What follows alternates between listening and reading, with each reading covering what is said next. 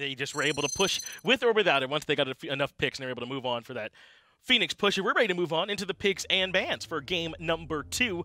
I wonder if we're going to see more Ravana in this game, because I thought Honeys did a good job actually with that solo lane Ravana. He was right up there in terms of Teep, in terms of player damage. He was a nuisance on the backline the whole time, caused a lot of problems for Ghost. I think that the Ravana worked for them over there in the solo lane. No reason not to look at it again. I think the Ravana also worked out as well as it did, because having the Mystic Rush to dive the backline was also incredibly annoying. I think for Passion's carries to try and get away from. The Cernunnos was just constantly being harassed by this Kuzumbo Ravana. So, I mean, what more can you really expect your Hunter to accomplish when he's trying to deal with 2 frontline heavy members like that? Well, the Kuzumbo is not going to be a part of this game again. They don't want to see Truancii on that one. The Susanoo taken off as well, so Kumquat going to have to find something else. Both of those banned away by Passion. Meanwhile, Pea Squad taking away the Freya and the King Arthur, neither of which we got to see in the last game. But that does mean the Achilles can come right on through. But these are interesting ban responses towards how Game 1 was impacted by both of these gods. And if Passion felt as though Susanoo Kuzumbo were the single problem in that game, then I'm very curious to see how they choose to base their composition, especially when you're building everything around this Achilles, because Achilles can be a god that you centralize a draft around in terms of looking for the poke damage and then having him finish everybody off with a fatal strike. Or you could just send Achilles out as like a heavy frontlining member and instead base everything else around heavy crowd control, which seems to be a little bit more the message here. At least that's what I'm getting from Cernunnos Hera. Yeah, I wouldn't be surprised. I'm not surprised by the Kuzumbo ban. I think Truancii was the only person with 100% kill participation towards the end of the game. He was absolutely everywhere in this game for Pea Squad last time. So get that out of there. Meanwhile, Pea are going to be able to repeat a lot of what went well for them. They've got the Ravana and the Agni again. They've even taken the Bacchus away from Hamster. Maybe they want to show him how it's done and not get farmed as much. Possibly, but seeing that Morrigan ban out yet again, Pea Squad really do not want to let Crimson have any of his pleasure picks. And Morrigan's a god that I think you also don't want to risk Passion having a possibility of their own Bacchus or their own Agni. The fact that you can be any other god on the playing field, it makes her threatening enough, I feel, especially in the hands of somebody as mechanically strong as Crimson. Well, Guan Yu and Odin are going to be banned out as well in that second phase. That opens the door for Hachiman to get snapped right in by Pea Squad. And you mentioned it towards the tail end. Cernunnos and Hera to round out that first half for Passion is really strong. Those are 2 picks that are considered top tier. And then you have the Fenrir, which I have to imagine is support Fenrir now, and they're going to put the Achilles elsewhere. I mean, this is really frightening. These are some of the picks that we were all saying coming into Season 6 were going to be the high-value picks. It's like a 180 from the Game 1 draft that we saw in Passion. They aren't looking to be the responders to the team fights. They're looking to pick them at the beginning and then finish everything before Pea Squad even has a chance to respond. I love seeing this Fenrir Raijin combo, but the Hera is where things get a little bit weird for me now, because I'm not even sold that this is a Hera in the mid lane by any means. I think that there's a chance this Hera could possibly end up less likely now the Raijin's in, She might end up in support. There's a chance that she could go there paired up with the Cernunnos. That could certainly be strong. Ratatoskr rounds it out for Pea Squad. We'll get a chance in just a moment to see exactly where it is that all these picks are going to be going. Game number 2 here is ready for you. Is this going to end it, or will they go to a game 3? Let's find out. Indeed, let's find out as well. Will this Hera pick work out? It's going to be Hera jungle. Interesting. I thought it was going to be Raijin jungle, actually. Really? I've seen it in my ranked games, Raijin jungle. Achilles jungle and Hera solo is kind of where I was at. You know, that's kind of made more sense to me in the grand scheme of things. Or support, but then Fenrir's going to go somewhere. Putting any mage against a Ravana, you're asking for trouble. You're just going to get walked on, Prada onslaught. Basic attack, basic attack, basic attack, Prada onslaught. Well, this is a matchup in the duel, and I expected to see a little bit more of Fenrir versus Bacchus. The 2 dominant support characters right now, one of them, yes, is an assassin, but titles don't mean anything these days and age. It's what you can bring to the battlefield, so to speak. And Hamster and Bacchus both played interesting characters so far. We'll see how this works out in the man-fight duo. The most interesting thing is how quick Jangaru can clear in the jungle and whether it's going to be a detriment to his team. I mean, he must have been practicing this pick if he's confident enough to bringing it out here, especially when his team is down 0-1. Now, I know pulling a fast Curveball is occasionally good, but when you're already down 1 game to do a Hera jungle, you really got something in the works. Truancii going to belch onto Hamster, keep him in place. No level 2s available just yet. But as we said about this Hera pick, I mean, in a weird way, I guess someone like F-Dot would like this for sure. Oh, he would love this pick. He'll be like, it's just like Poseidon, you know? You've got great mobility, which she does have, technically. 15%. She's got good shield to keep herself alive, Sure. right?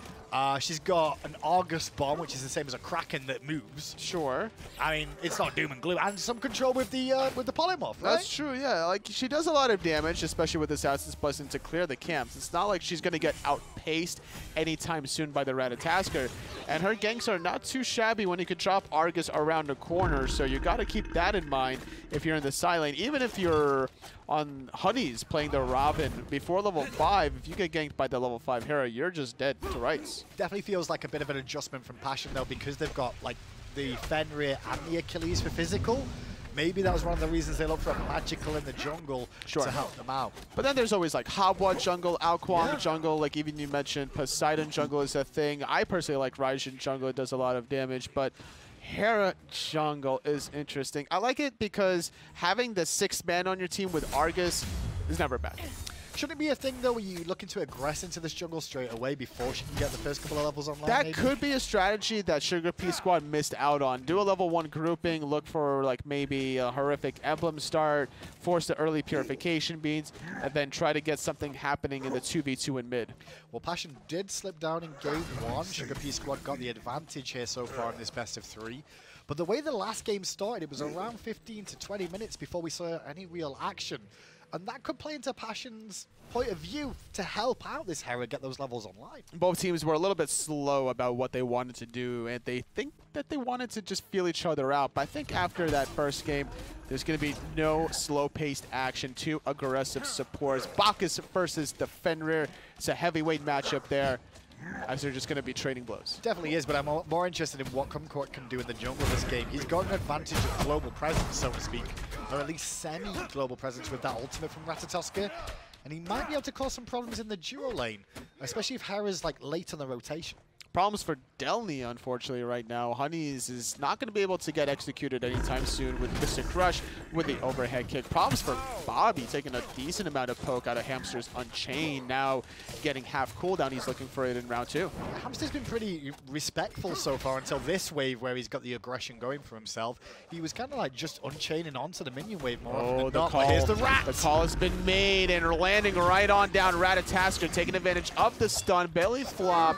Not even necessary with the first blood going to the rat. And that's the advantage of having an assassin in the jungle, the extra mobility coming into play there. Jangaru wasn't in the right space or time to really get involved, and that was no pun towards a Giannis pick here.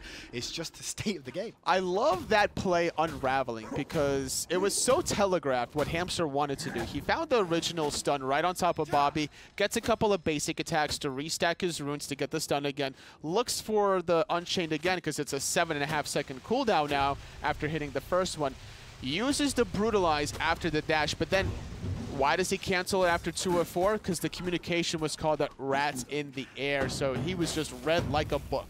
And first blood then going the way of Kumquat and Pea Squad, setting themselves up so far so good in game number 2. Acorn fully online for Kumquat. Good news, you can sell Acorn now. Ah, that's right. Does that mean if you can sell your Acorn, does that mean you can actually buy boots on him? No, after you've sold the Acorn? You still can't keep that meme alive, You can't? Hindu. It's 2019. No. I'm actually legitimately like, if you sell your Acorn, Sure. can you buy normal boots? I've never tried. Neither have I, but that question needs answering, and someone should have tested it by now. You're right. I just haven't. I'm hoping someone in the audience probably has. I don't know how that works, though. Because then, maybe not, because then rat no boots is a legitimate thing. Finally, in the year 2019. Well, if you could sell the Acorn, can you rebuy it? Oof, I don't know. Probably not.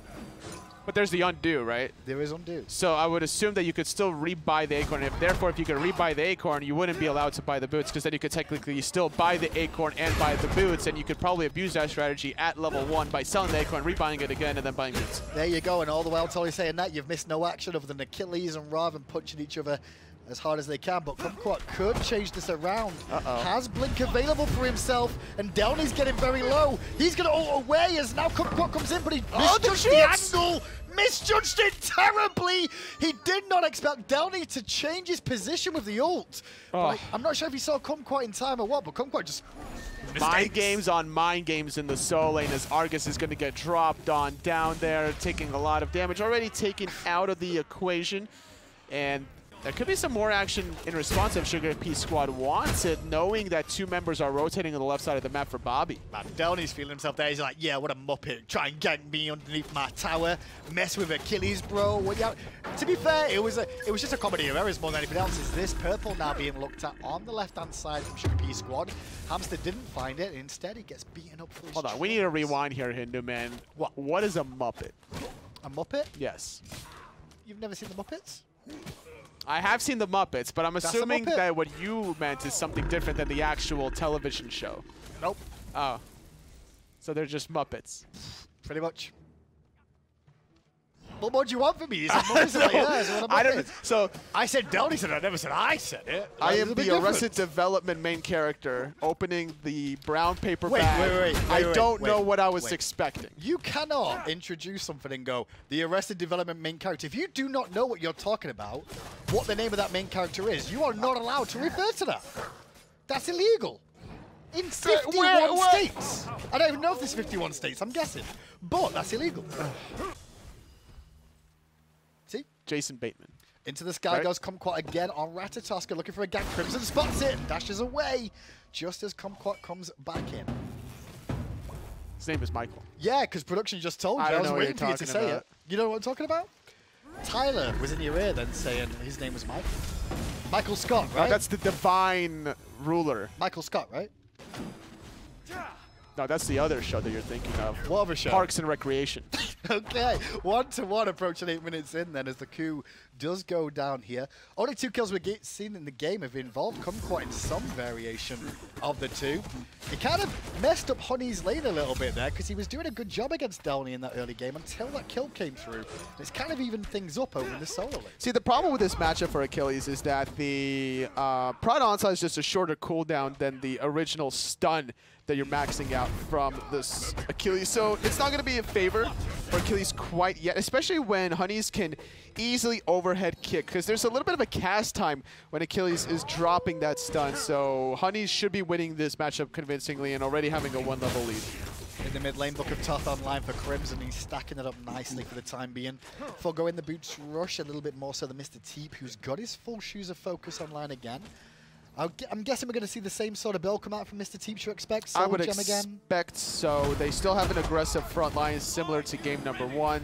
Robin, Ratatoskr, Bacchus. As long as they're aggressive enough that there's no pressure onto Teep, then yes, going for a cooldown reduction would be the best case scenario. Because then you have to rely on self-peeling for yourself, right? So you have to like dash, stun for yourself. Those cooldowns can go a long way. Really don't like that Stone of Binding as first major item for a support player on Truancii. You need health, man. You need some protections or health or one of the two. You don't get much of that from Stone of Binding. High risk, high reward. I see the mindset from Truancii. If he can like stun or belly flop literally anybody, in theory, that target should die very quickly. At the same time, though, if he gets hit in the face, he will die very quickly. But then he's a Bacchus, and he's always smash, and he has like 14% damage mitigations. Sure, if you want to rely on that, we'll see if it works out for you while everyone else gets tanky earlier on. But for now, they will strip away the red buff from Passion's side of the map and start to regroup in the mid lane, get the left-hand Harpies too. Jangaru on this Hera hasn't really made an impact so far, just been working on farming up. He's currently a level behind and roughly about 700 experience. So 700 gold, I should say, behind. That's the difference of Ratatoskr just being able to have that 2% extra movement speed consistently, the difference between Acorn versus any boots currently out there, unless you're going for Traveler Shoes or the Talaria boots. And in Jangaru's case, he went for Shoes of Focus, so he's not going to be able to keep up the pace with the Ratatoskr, especially with the global pressure, so that could be the difference. Small advantage for Ghost here, a couple more stacks for himself, as well as completed boots. So a bit of a pressure situation as Truancii flops into Hamster. Finds the nice stun, but gets turned on immediately. Kumquat is here, however. and immediately Fenrir has to disengage. The ultimate drops from Ghost, and that pushes Truancii back. So an ult-for-ult exchange. Keeping their purple buff still intact, so I'd still like this trade coming out of Ghost, because trading your own Wild Hunt for the global pressure of through the Cosmos also keeps your mid player alive. Now Crimson doesn't really have to worry about any sort of shenanigans from the Ratatoskr. Okay, so we get a start of buying out of one character, and in response we get a Blackthorn Hammer out of the other support player now. So he's got some protections because he's gone for reinforced, so that's not too bad. There's Teep in the mid lane. He's got no beads, he's got no Aegis, but he has got a blink over the wall from Kumquat to look to save the day. The Argus didn't hit initially. The Golfier in the meantime, Passion sneaking that one away. I like the way they were able to juggle the aggro there. We saw Hamster and Fatal Ghost taking a little bit of damage each there, so rely on your teammates to juggle it. 11 minutes in, clean objective. Yeah, I was going to say about the Blackthorn Hammer being, it's okay because he's got health and protections, a little bit more so than what the Bacchus is bringing to the table now. But Blackthorn is your first major, sure, he's got health, but I don't know if you really need the mana. No, you don't necessarily need the mana, but having the amount of power that comes with this item, scaling with Fenrir's Unchained, his Ragnarok, and even the 10% cooldown reduction is what you're looking for, right? Like, so originally, it's a 15-second cooldown for Unchained. It'll become a 14-second with that 10% CDR. You hit it, now all of a sudden you have a 7-second Unchained. So even though Pea Squad were in the lead a little bit earlier on, that Gold Fury going the way of Passion has really changed things up and evened out the game a little bit more so as we start to look a little bit towards the mid-game. Ever so slightly. There's a level lead on the side of Honeys and Kumquat on Pea Squad, but then the flip side, I don't think Teep is having the greatest game currently. He's been bullied out a little bit to allow Crimson this level 11 mark, so I think when we're deciding about which team is going to have that level 12 power play marker, it's a 2-to-1 advantage currently for Pea. I really find Pea have the weirdest combination. They've got a great logo and a ridiculous name. Teep is ridiculously running away from a Fenrir right now, but the dog cannot pick up the bone. It was too hot to handle, so to speak, so that wears off. There was no beads available there. But in the sky, Kumquat is making a rotation. Oh, but he misses right on top of Crimson, banging the drums, just not enough. Up and down goes Hamster, still getting out of dodge as the Rat. Really good work from Kumquat, though. Beads prematurely when ErupT Crimson goes into the ultimate, bangs those drums. He immediately beads to make sure that he doesn't get CC'd and prevent him from getting the kill.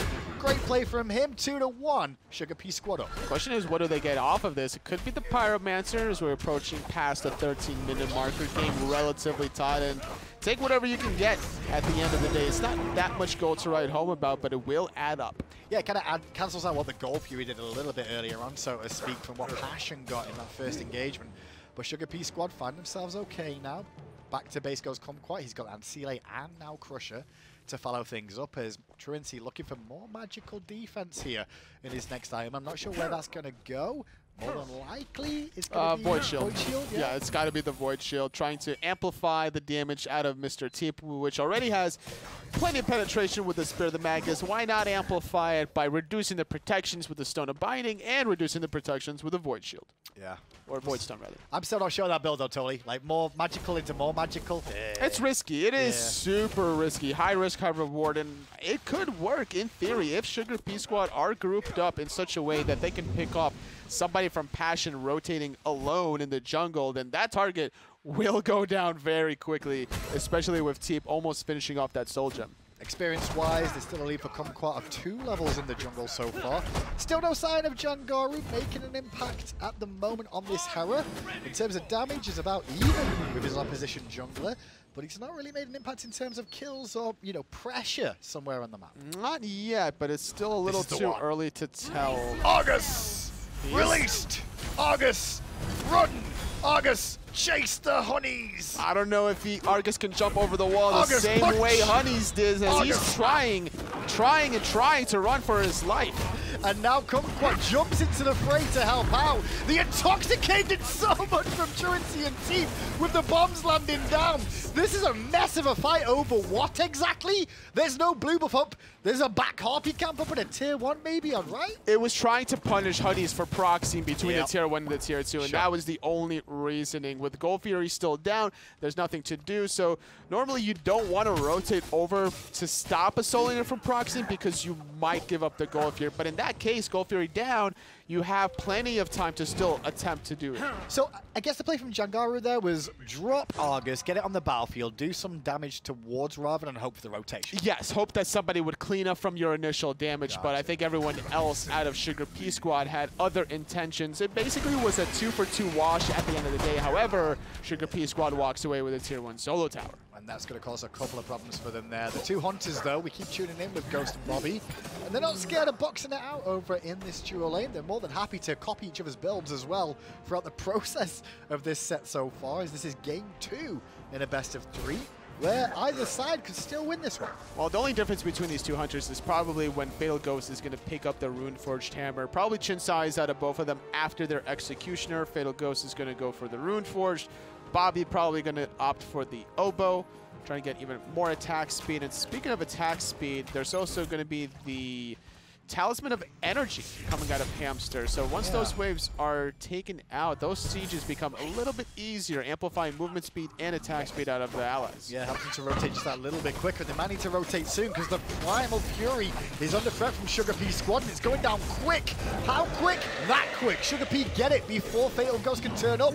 Truancii just flops in the worst possible spot, using Intoxicate, but Ragnarok was already waiting in the wings to pick him up, and now Delny's rotation. I don't know about that ultimate. Teep back too. Crimson using that ultimate too early, really wanting to overcommit onto the Bacchus. I like the fact that Truancii drops Intoxicate because he knew he was dead to rights there, so dropping that one off. Now without Hamster or Crimson's ultimate, there's only 3 ultimates from Passion. Kumquat in the sky. Has he been spotted by Passion is the question. He will be now. He's hovering, waiting for a window, jumps down, finds Ghost, gets the beats, and no, it's not just the Aegis. And now August comes in too, but Delny's already taken down Kumquat, who's connected at the start. Teep forced back under the tier 1 tower, blinking from Honeys. Ult away from Honeys and takes out August in the process.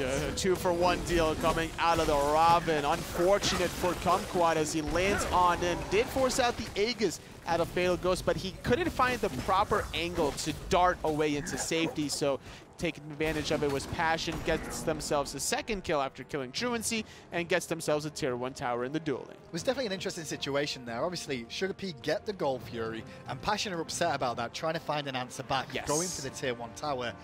But then Sugar Pea went, you know what, we might be able to defend this with the ultimate from Ratatoskr.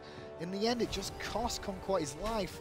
Still cost him a tier 1, keeping the gold at even for now.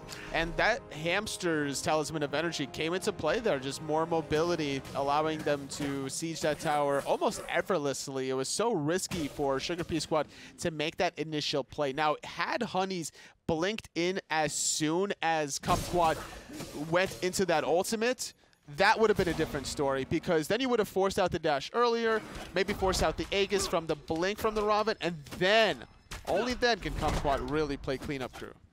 So without stands now, Pyromancer has respawned and is available to be taken at the moment. And we'll see exactly what can go on here.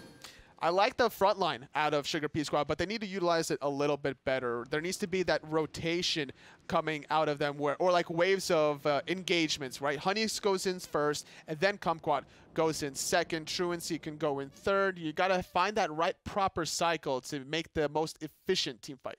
Apologies for the technical issues today. Unfortunately, they can't be helped at the moment. We're trying to work on them. We're going to take a very quick break to try and get some of those adjusted for the most part. But while that's going on, at the same time, this game is not being detrimented in any way, shape, or form. It's no experience of the players that's been affected. Don't worry about that. But we will be having to take a little bit of a quick break while we'll try and get this sorted out as well. Totally so far with how the set's gone, though, Sugar Pea Squad up 1-0. They don't look as good in game 2 as they were at one point.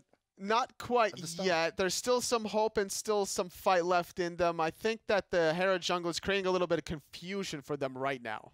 Okay, we'll be back after this very short break with the continuation of Game 2. Welcome back once again for some more Console League actions. Apologies yet again for some of the technical issues we're running into today, but we're already on the last set of the day. Smite Console League North America Xbox Edition is what we're watching right now. And it's been Passion versus Sugar Pea Squad. Sugar Pea Squad? Yeah, Sugar Pea Squad. For some reason I thought the sugar was wrong then. I don't know why. It's a cute little bear. It's such a, I just like when it pinches cheeks. Currently up 1-0 in this best-of-3 set as we're approaching the 20-minute mark. Game is essentially tied. A 600 gold lead for Sugar Pea Squad. Nothing to write home about. A little bit of action around that Gold Fury earlier on as it was like quickly stripped away, I believe, by Sugar Pea Squad. Yeah, gold difference, not too much to really write home about. Less than 1,000 gold now separating these two teams. Experience-wise, we can see a bit of a lead in the jungle for Kumquat at the moment. But then again, Ghost has got a bit of a lead over Bobby in the duo lane, which even things out overall for the time being. All these fights though, Toli, like when one team goes aggressive, the other team immediately answers back. And we end up with an easy 4-on-4 very quickly. Yeah, that tower siege on the left-hand side really worked out in Passion's favor, while Kumquat went a little bit too early. Like I was mentioning before the break, Honeys needed to kind of be the first primary engager, and then the secondary one of the Ratatoskr is where he's at his prime strength. Looks like Hamster on this Fenrir is going to be invested into the mask up next. It's more than likely the Master's going to cause one of the biggest issues, which is, well, he takes less damage, but he also does less damage. Well, the Fenrir support doesn't need to do damage at 20-minute mark. Your goal is to stun people and then Ragnarok them, you know, and then if you can use your steroids to get extra physical power, then you can keep up the damage. what better to pick up a fat man and bring him to the team. He will get the Intoxicate off after the fact and is still alive, but Argus will continue the beatdown as he flops away. Backline Kumquat did dive in, looking for the kill. Straight after the fact, Honeys comes in too. Up, down, onto Argus's face. Well, more than likely, Hera's and Argus will disappear because of that. Kumquat gets the kill, and Jangaru on this jungle Hera will go back to base. A little frisky there, trying to pull the Bacchus closer to your teammates for a more optimal Intoxicate, but now it's going to be Sugar Pea Squad with a tier 1 mid tower of their own. Now transitioning over to the right side jungle, where both the Fire Giant and Pyromancer stand very healthy. Funny enough, actually, that build from Truancii, because he's got so much magical defense, no real physical to speak of, but so much magical meant that Crimson, who was the major damage dealer on him with that Raijin, couldn't penetrate through enough of that protection to get the kill, including Hera on top. That's right, even with Obsidian Shard, even with the Spear of the Magus, it's just such a tanky Bacchus. We gotta keep in mind that 14% damage mitigation as long as he is smashed. So after that fight in the mid lane that was all initiated by Passion, Sugar Pea Squad get a kill and also get the goal pure, even though Hamster was trying to deny that option there that time round. Won't be the case though, but Passion immediately rotate towards the mid lane. Hera has respawned, and a bit of a chance for a tier 1 tower answer back now as many members of Sugar Pea Squad return into base. A really good pick off there just to be able to get some further objectives, but having to back to base opens a slight window for Passion to squeeze that tier 1 mid tower, but I don't think they have enough time to do this Fire Giant, but they are positioned to make the call. Here we go, Fire Giant's begun. Honeys is going to be the first one over here on the Ravana, but already Kumquat's in the sky. Maybe a ward gave away the position. Fire Giant's getting very low. In comes Kumquat for the steal away, but no, Passion will secure it for themselves. The fight after the fact is breaking out, and it's Truancii that gets him with the Intoxicate, but gets annihilated by Crimson. Now Honeys tries to turn tail as Hamster jumps in. Can't find the stun he was after. Passion really want to try and find something more with a blink from Delnyy. On top of Kumquat, he's not in range to drop the Achilles heal there, so he's just gonna back on out there. They got the Fire Giant, they got the pick, they can reset for the tier 2 tower anytime they want, even dealing with some of these Oni minions. That was a big win for Passion of getting that Fire Giant. It was a little bit of a 50-50 shot there in the situation. It was risky. To be fair, Kumquat could have played it better. He could have stayed in the air longer through the Cosmos to really wait for that last hit, but he was trying to kind of eyeball the DPS that was happening from Passion, and it just wasn't correctly timed as Crimson was in the Taiko drums, and you never know if he's using that for CC or damage. He can really alter his own damage to confuse anyone trying to contest. Yeah, it really was Passion in the lead. Sugar Pea Squad that were in the lead for major points of this game in the early stages. Like every single time Passion got aggressive, Sugar Pea Squad answered back, but that time round Passion saw a window. After the goal for you get a tier 1 in mid and the Fire Giant. Great place from Passion. They're in control now. They're not done yet. There's still 2 tier 2 towers remaining for whenever they want it. Middle and the dual lane side. About 3 to 3.5 more minutes remaining on this buff. Red buff going to go the way of Crimson, and he's going to do some serious damage. Probably not onto Truancii, but everybody else. Crimson in the mid lane just picked up the red buff, as you said. And next item on the build order here, what's that going to be for him? For For who? Sorry? For Raijin, for Crimson. I'm not sure where he's going to go next. That's why I'm like, it could be Book of the Dead, probably trying to survive against the damage from the backline penetrators. Yeah, it's not terrible. Oh, no, it's going to be the Soul Reaver instead. I knew it was going to be one of the two. I just couldn't decide which one I really felt like. Although Polynomicon's in that tree now as well, right? Yeah, but you're not going Polynomicon. But it's a book, okay? Your books, sure. The book build needs to happen. Hamster on the left-hand side, leading the troops of Passion up this left-hand side as Crimson pushes out mid. They do have Fire Giant for a nice little while here. And so they should be able to get at least one of these tier 2s unless Sugar P put up a defense, and it looks like that's what they want to do. I mean, they could. Mr. Teep has the Agni bombs, but it's such an aggressive frontline from Passion as well. They're fighting fire with fire. Delnyy on the Achilles, Hamster on the Fenrir. The question is, how do they engage this properly while making sure they don't give anything back in return? Because you know Honeys is just aching to blink at that back line. Hamster leaps in, didn't find the target definitely, but does get a Ragnarok onto Truancii, and he's already dead, but at the same time, Kumquat gets the beads out of Crimson and the ultimate too, forcing back Sugar P Squad. It's only Truancii dead so far as the army of Passion march on. Just not tanking enough with Truancii. Despite being Bacchus, despite having all those magical defense items, Crimson absolutely melting him like a hot knife through butter. And still was interested in trying to defend it with Sugar P Squad under that tier 2 tower. We saw Bobby using that mounted archery, then dashing back under the safety of his tier 2 tower. Now without that escapability of the ultimate, he could be in a lot of trouble. Phoenix under threat now as Delny's taking over for his team. Bombs from Teep around the side, forced to dash away his Teep. Now reposition again for damage and gets an August to the face. That's going to get Mr. Teep's Aegis.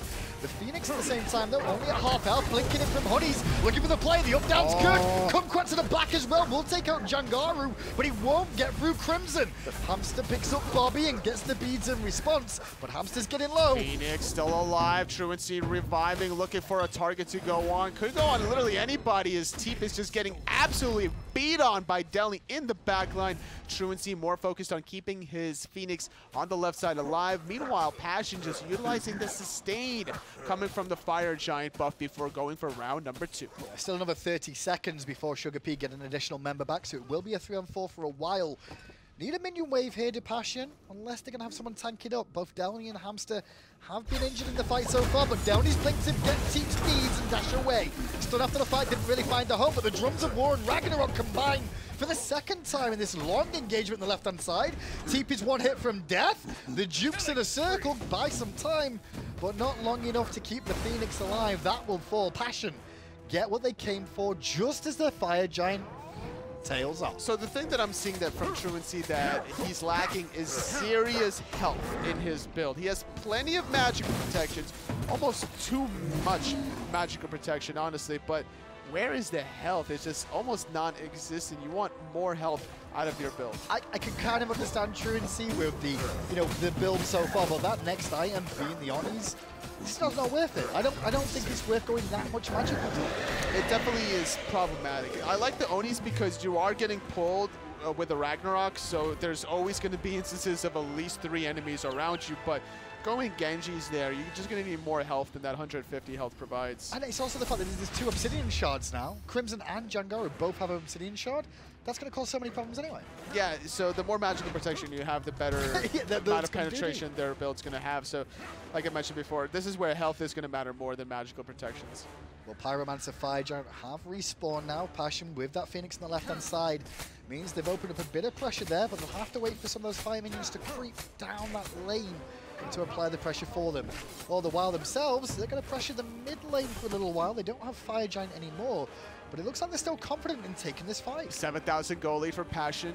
No more towers or Phoenixes on the left side. Their next focus is in the mid lane. The last remaining tower from Sugar P Squad. Fire Giant no longer around the waist from Passion, so this could be an easier defense, but the poke has to be there. Teep needs to land these bombs, but he's off the mark. Doesn't find it at all. Kumquat in the sky immediately, looking for a target. The damage dealers, the magical ones on the left-hand side of the map, and it's Crimson that's been left alone. Luckily, Jangaru was there with Argus to make sure Kumquat stays honest and can't find the kill. Meanwhile, the fight in the middle lane, Honeys take a lot of damage, but he gets away safely, as does Truancii. The tier 2 did fall, so Passion did find what they were coming for.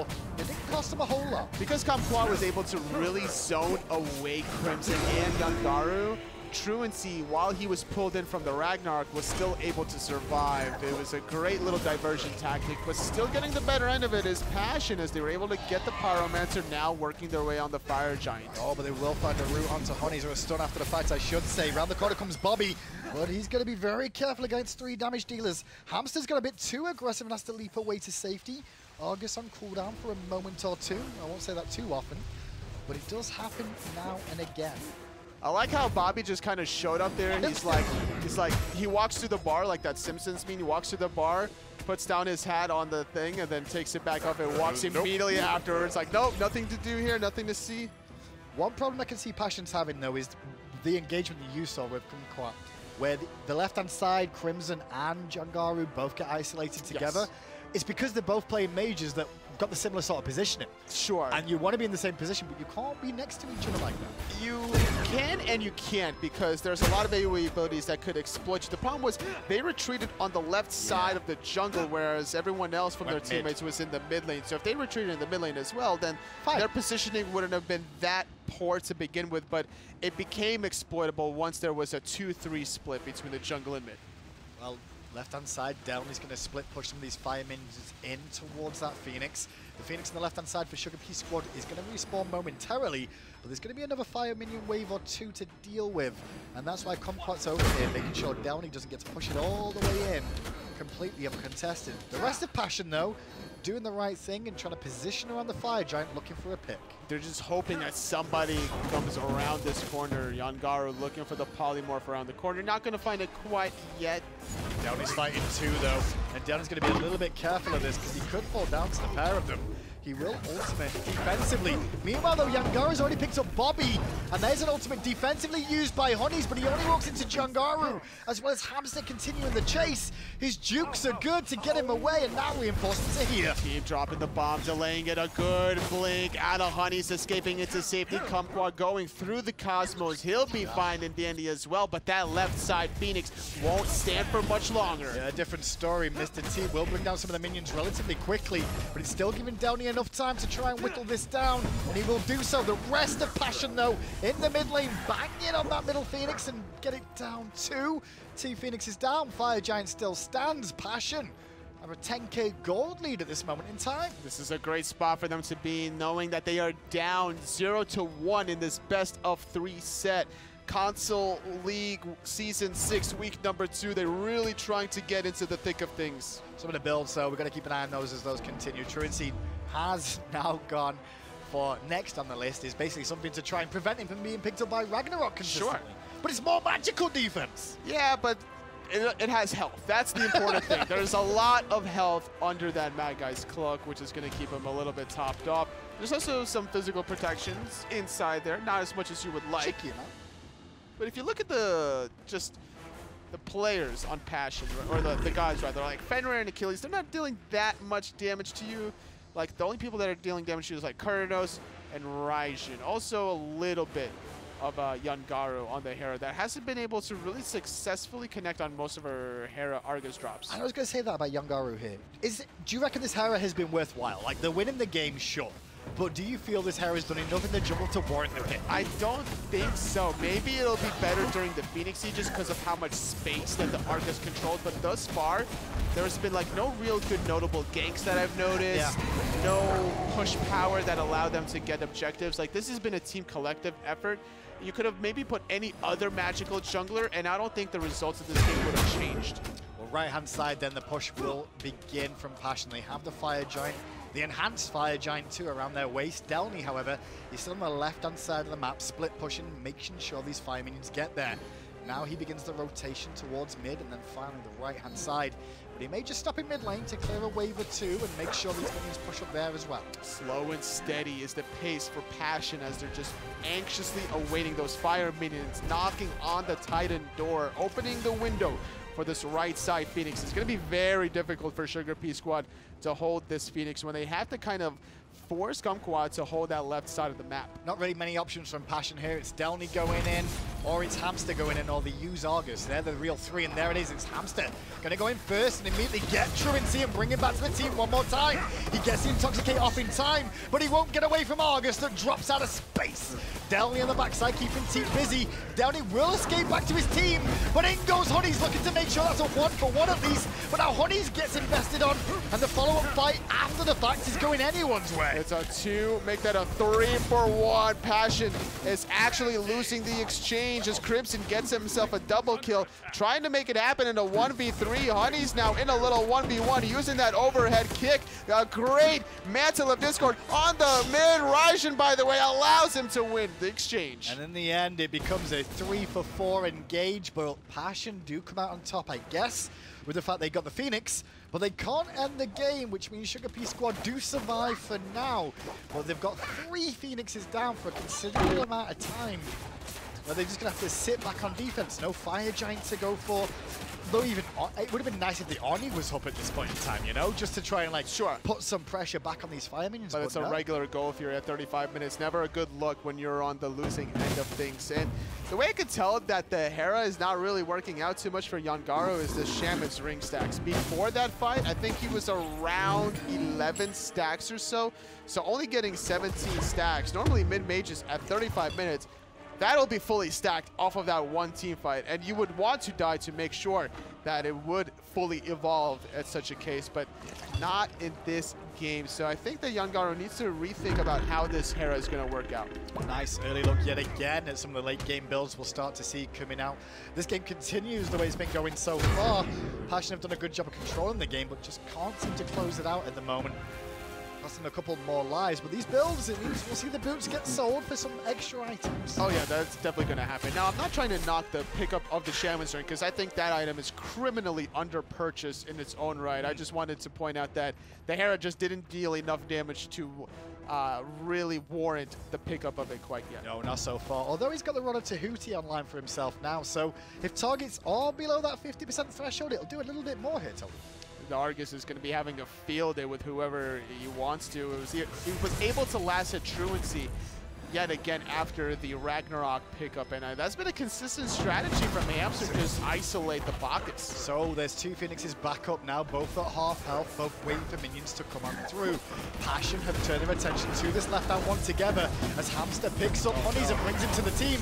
But Honeys is still alive for the time being. The ultimate out of Crimson causes some problems. The Phoenix is still alive! Up in the sky, landing right on top of Fatal Ghost as Kumquat takes out the Cernunnos, but sacrificing his own life. Jangaru getting himself a kill there. It's a good trade though, because that's one of the major tower shredders or Phoenix shredders of this game taken out, with Ghost being dead. Jangaru now following suit to Teep, and that's another window bought for P. They've got to win a few of these, Tony. That's true. On defense, and that's an important one there. They haven't taken any chip damage on their Titan from the right side being exposed and vulnerable. Good looks for Jangaru as he now does have that Shaman's Ring fully evolved after that last skirmish, so expect him to really start skyrocketing in the damage department. Just keeping an eye on any build changes that we see come through at the moment. It's interesting seeing Crimson go for a bit more defense there as well as the games continue. Didn't go for the full damage builds you see out of some. Instead, he's gone for a little bit of help with that cloak to make sure if he does get attacked, he can stun someone in response. I mean, it worked out when in his 1v1 against Honeys, and even though you might be banging in the taiko drums, you can still proc your Mantle of Discord. It's gonna not necessarily give you the CC immunity since you're already immune during taiko drums, but it's the stun aspect that you're looking for to try to deter those pesky melee characters away from you. Pyromancer's up. Pyromancer will be down momentarily. Fire Giant's going to spawn for the 3rd time this game. And all the members of Passion are starting to group up for that. Not really much Sugar Pea Squad can do about it. Maybe a cheeky attempt at a steal? I mean, they're going to have to dive all backlines if they're going to try to get into this game and make it happen, because right now, where it stands, Crimson is just bringing in a lot of damage, but more than him is Fatal Ghost. Because of how much attention they're dumping onto Crimson, defendant. He built it. They have to go for it. They have to steal this one, Hindu man. Patience. Patience, patience. That's what Sugar Pea Squad need here. And they're getting just that. Honey's just trying to delay them a little bit longer. Fire Giant's been reset. Hamster's in there, going aggressive on Honeys, and he brings Honeys back to the team. But can Honeys get away? He gets hit by the drums of war. The up-down was okay. Argus after the fact onto Honeys, and Honeys is still tanking and staying alive. Truancii got lower than him at the same time. You saw Kumquat go to the backline for a distraction. That's a good little play for Sugar Pea, because the Fire Giant Look at all these health bars. All these health bars so low. Crimson having to back to base, and the Fire Giant was pulled, reset. Great looks from Sugar Pea Squad, while also keeping the right side Phoenix alive while it respawned, making sure no fire minions was going to be exposed under the left side. So they're really crossing their T's and dotting their I's there. Yeah, biggest difference in that engagement. Passion, you can see Crimson was forced to use the Aegis there defensively, whereas all the relics still available for Sugar Pea Squad if they want to come back to this. Truancii's going to be the first one here. No Intoxicate available for the Bacchus, but he's the only one that could really stop this now with the position that Sugar Pea Squad are in. Will his presence alone be enough to slow them down? I don't think so. It is very low. There it goes. Three-man belly flop. What timing? Great knock-up onto Jangaru, and it's still being leashed. Yeah, Fire Giant still going. His hamster on his own, still whacking away. What are you doing? At the same time, Kumquat jumps onto 3, damage dealers a Passion, and gets exploded. But the Fire Giant is at least reset. Honey's taking some damage from the front line as Hamster leaps in.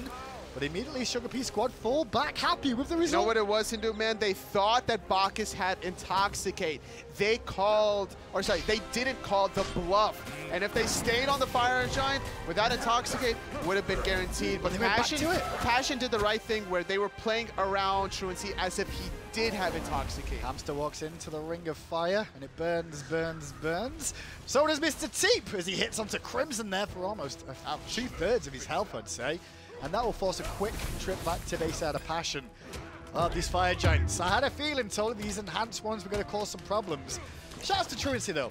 His timing on that flop, hitting 3 members just as the pool spawned. Oh yeah. Whether that was intentional or not for the pools, it worked out great. It did work out. Everything happens for a reason, and I think for Truancii, that's exactly what happened. Because honestly, they could have ignored Truancii and stuck on the Fire Giant. Yeah. No, us as spectators know the cooldowns, but unfortunately for those players, they didn't have the same intel, so they had to play it as if Truancii did have an Intoxicate, which is the correct play, honestly. Better safe than sorry.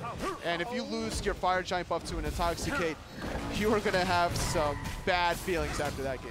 Ward's cleared around 3 of the 3rd Fire Giant of the game. Delny's trying to keep Honeys at bay for as long as possible. But Honeys gets here before the Fire Giant's even down to half health. Jumping from Hamster onto Honeys, but Honeys still running away, trying to be chased down by the dog, and the pooch brings him back to the team. But there's not enough burst damage or control to keep Honeys locked in long enough. Got him down to half health. Argus lands right underneath. Mystic Rush getting him into the safety. Hamster's going to be the first victim. And Passion just going a little bit too aggressive onto these tanks in the front line too much now. They're trying to find the characters that don't have much CC control, or like beads, for example. That's right. But it's not working out as well as they bargained for here.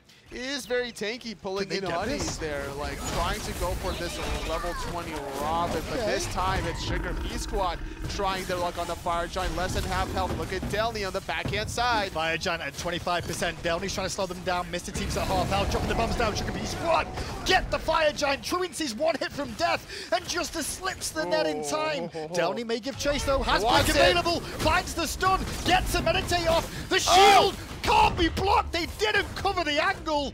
And at the end of the day, Delnyy gets the kill on Truancii. Delnyy goes in, and Delnyy goes right on out. A great look from Sugar Pea Squad, only losing their support to guarantee themselves the enhanced Fire Giant. All 3 Phoenixes are back and up and healthy. I think it's now their time to shine and get some Phoenixes. Funny enough, I shouted meditate in that fight because I'm like, well, that was the only thing that could have saved him there with that heal.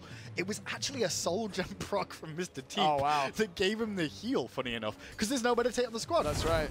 Because I didn't think I saw a meditate, but I was like, wait a second. You can't really rely on Soul Gem heal to keep you out of a sticky situation. You're more using it for the extra damage coming for the magical damage users. So, you know, a little bit of fortune, I guess you can say. No, Mr. Teep, like, listen, I knew that was coming, planned for, but listen, I know I saved his life by healing him, but I decided to not block the execute after the fact because... I think he tried, though. No, he didn't. Somebody tried. Somebody was in front of... Mr. Teep was not trying. He was running. He was running as fast as little Teep legs could take him. If I'm Teep in that situation, I'm going to say, See you later, Truancii. Well, Pea Squad have held on, is the best way of putting this so far. The start of the game, the first early game, Pea Squad had a lead. Passion brought it back and have controlled it from the mid-game onwards. Multiple Gold Fury fights going their way and Fire Giants too. But a couple of mistakes around the Fire Giant and a couple of over-aggressions at the Phoenix line.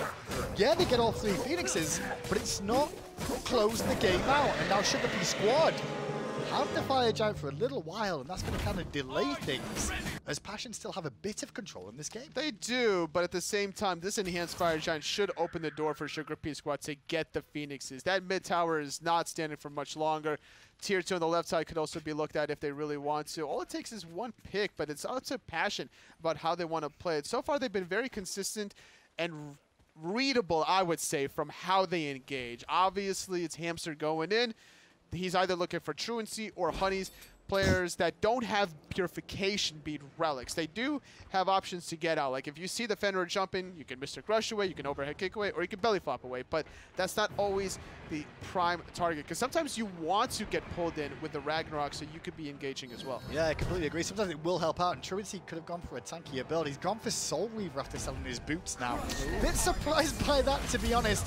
Middle Phoenix under threat by Kumquat and Honeys at the same time. That's down to half health, but Kumquat goes to the sky. Crimson took all his health of one big old bomb from Mr. Teeps. The back of that, though, Truancii does fall to the damage from Fatal Ghost. Surprising that the ADC will do so much to a Bacchus at this stage, but that's what you get with a build like that. Left-hand Phoenix goes down. Punch from Honeys, overhead kick too. But Hamster survived longer than bargained for. Bobby will get credit for the kill. Can they win the game here? I don't know, Indu. They're going for the middle Phoenix instead. They only lose one and get themselves two. This time, Kumquat taking a lot of damage from Jangaru. Gonna be forced to reset there without any real minions to tank up that Titan. It's not worth it there. There's a little bit of control there. Delnyy has some stuns. Jangaru with the Polymorph, Fatal Ghost with the Winter basic attacks. This is going to consistently slow you out. 45 minutes in the game, and now the game has turned again. Pea Squad have taken down two Phoenixes themselves now. They're looking towards a third, but without minions, sure as later on in the game, they're actually looking for the pick on Ghost. He'll dash away. Same time, Delnyy blinked in to try and stop the damage dealers and did a pretty good job of it. The bomb after the fact from Teep didn't find a home. The execute as well was off the mark as Teep gets a heal. But meanwhile, Bobby was whacking away on the Phoenix, and now the game has turned completely. Teep missing the stun, but it doesn't matter because they got the right side Phoenix. They got what they came for. All three Phoenixes this time. I think all 6 Phoenixes have been down at this point of the game. And this is still anyone's game if Pea Squad lose 2 members. Like if there's a 2-player advantage for Passion, whether it's 5 versus 3, 4 versus 2, Passion probably wins, or vice versa. If Pea Squad has a 5-on-3, 4-on-2, then they're the ones to close this one out. So the question is, how many sets of boots do we have left? Mr. Teep has just sold his again, gone for Ratatoskr, picked up this Elixir of Speed as well. Crimson's a little bit further behind, hasn't got his he boots. sold the Ratatoskr, hold that thought. Oh, he's changed his mind, back to boots. Ah, the 3K potion. So there's been a lot of arguments about that, right? That is true, Which one's worthwhile more? Okay, so Agni? it's 25%, just straight up 25% extra damage throughout, whereas Ratatoskr is only conditional if they're under a percentage of health. So 50%. This makes sense as well. It's an interesting trade of which one should be advantage, because to be fair, 150 magical power and Agni. That is a lot. But then again, you got the power port as well, and it persists through death. It does persist through death for about 6 minutes time, so it depends on how much gold you're able to accumulate and what you want right now. Flops in at the same time as Raijin leaps away. The Fire Giant is alive. It's 2-1 in Fire Giant so far in favor of Passion. The last one was very important for the Pea Squad. They found Jangaru on that Hera on his own, and Jangaru has to use the beads defensively there in that engagement. Hamster got poked out a little bit more than bargained for.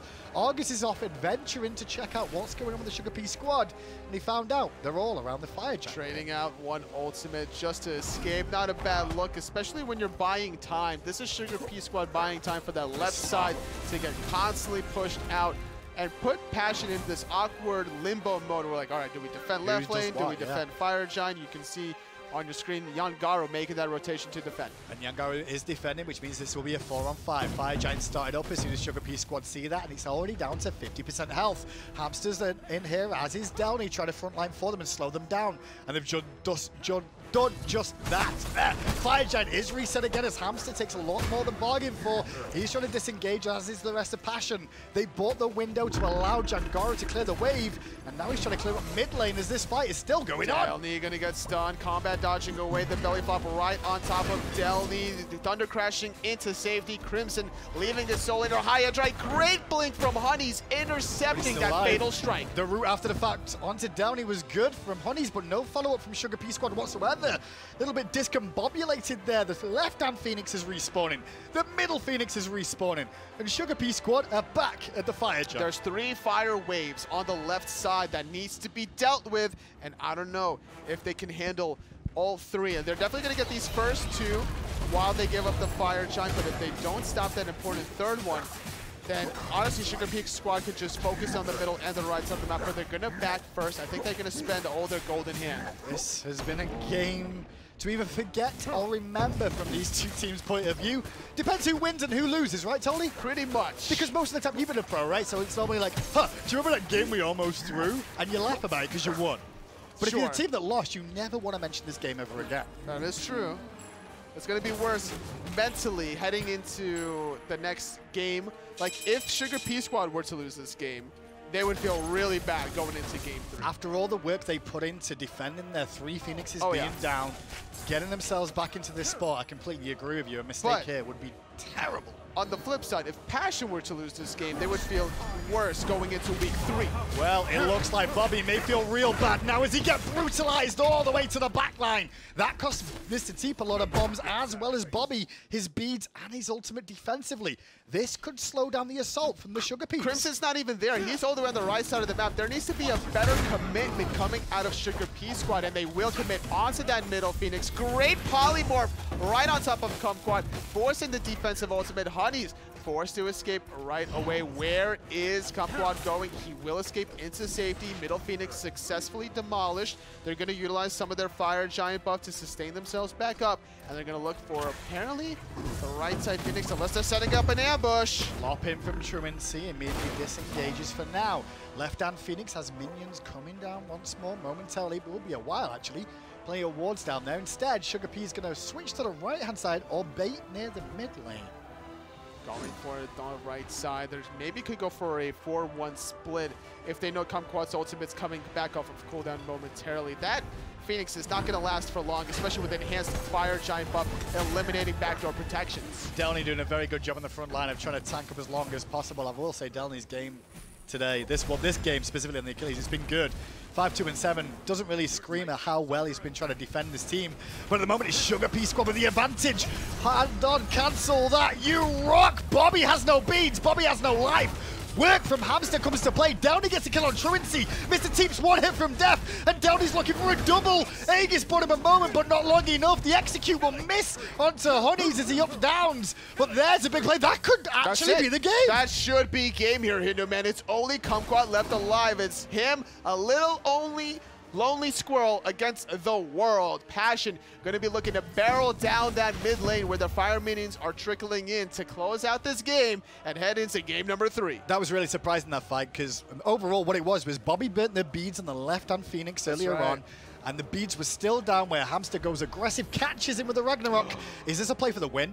I mean, there's no minions. There is no minions. The hero play of hero plays. Can the Kumquat rat bring down the Titan to take it as a 2-0? No. The answer will be no, you stupid little rat. Go back to base. We're going to a game 3. Delnyy there to play defense. Just too squishy was the Ratatoskr. Had the damage, but didn't have the tankiness or the minions to tank. If there was even 2 gladiator minions, regular, not even just fire one. Minions, maybe even one. I could guarantee 2. That DPS was certainly there. Let's look back at the game, though. It went back and forth. Sugar Peas behind early on. They got a nice lead. Then Passion come back in. Passion control it for a long period. Late game, they make some mistakes and allow Sugar Peas back in that game. Yeah, there was just better engagements, I think, coming from Passion. Hamster's Ragnarok's target selection was the key selection. We saw the highlight target selection with onto Bobby. They're forcing the beads on the left side of the map, defending successfully on the right, getting those 4 picks. Game over. Silly game in my eyes, but now we get a game 3. Let's find out what the desk has to say about that one. No, I'm right there with you, Hindu. Passion, 20 extra minutes it feels like to finally close that one out, but they absolutely do. And they do it by taking the fight off the Phoenixes, Taco, which I'm surprised, and it worked well for them. Still can't help but feel like Sugar Pea Squad is probably kicking themselves for letting that one go, because for a right-side Phoenix defense to go so poorly, 50 minutes deep against Sugar Pea Squad, the kind of composition that they were running as well, it really felt like that should have been a much easier time for them. It feels like it should have been, but I think there were a couple things that gave them a problem. One was Mr. Teep for me, especially on those initial Phoenix sieges. The Agni was causing so many problems to slow Passion down when they were initially trying to end the game around the 31, 32-minute mark. There was just no way for them to find a way in. Eventually, they ended up having to fall back. Now they're fighting Sugar Pea Squad like around FGs. They're back in it. It's even, essentially. I mean, this game, it took forever for them to trade enough blows to end that game. I think it took a while even for Sugar Pea Squad to really feel confident in making that final push down into the Phoenixes. So for it to be disrupted so horribly by Mr. Teep and the likes of Passion, or excuse me, not by Mr. Teep, by Crimson, into the likes of Sugar Pea Squad, I think that Teep just, in the end, those Agni bombs were not able to keep up with the damage out of the Taiko drums and the Percussive Storm.